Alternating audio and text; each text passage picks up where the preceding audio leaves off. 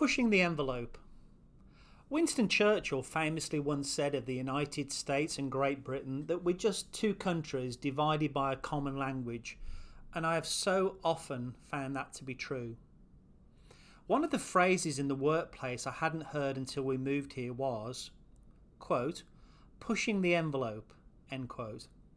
I initially thought it meant hard work or even pointless work. I mean, have you ever actually tried pushing an envelope? And that's before you ask yourself why anyone would even want to push one. Can you believe I get grief from calling an eggplant what it really is?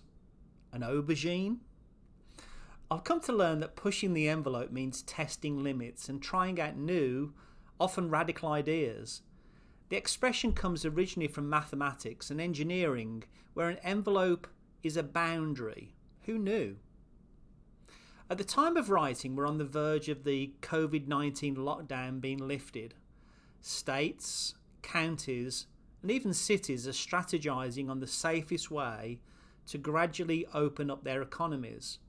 Some of them may be pushing the envelope as they test limits and try out often radical ideas to help us get back to our old normal.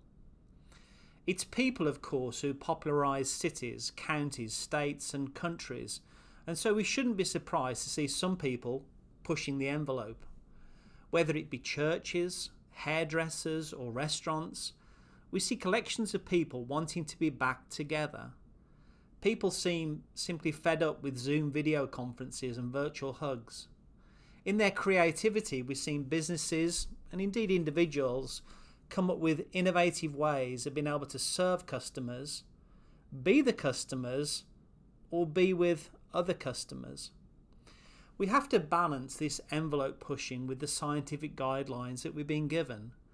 I'm full of admiration for our local city government and proactive professional associations such as our local Chamber of Commerce, who are pushing, balancing and guiding through these uncertain times. We simply cannot continue as we are. The economy has been devastated by this dreadful disease. It'll be the envelope pushers of the scientific world who will find a cure for this coronavirus, and they'll likely do it by working as a team.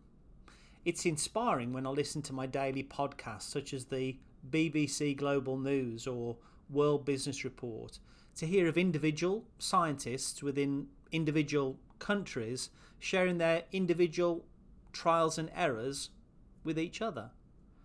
Through technology and the communication methods available to us nowadays, they're able to share what seems to be working and what isn't. These scientists are looking at the envelope from all angles. They're even looking outside of the envelope completely. Their common goal is larger than their individual egos. Isn't this the definition of an effective team?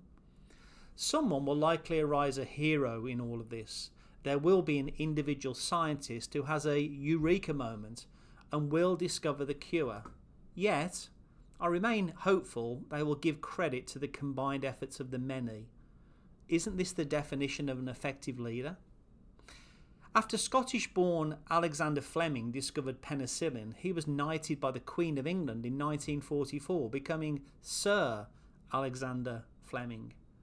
In his acceptance, he gave credit to his biology school teacher for igniting in him a passion for the subject. 1 year later, he was awarded the Nobel Prize in Physiology or Medicine, but was keen to deflect the praise he received to the arduous duties performed by his work team who'd laboured with him. Let's all be hoping and praying that the envelope will be pushed far enough by the interdependent scientific communities around the world to find a cure.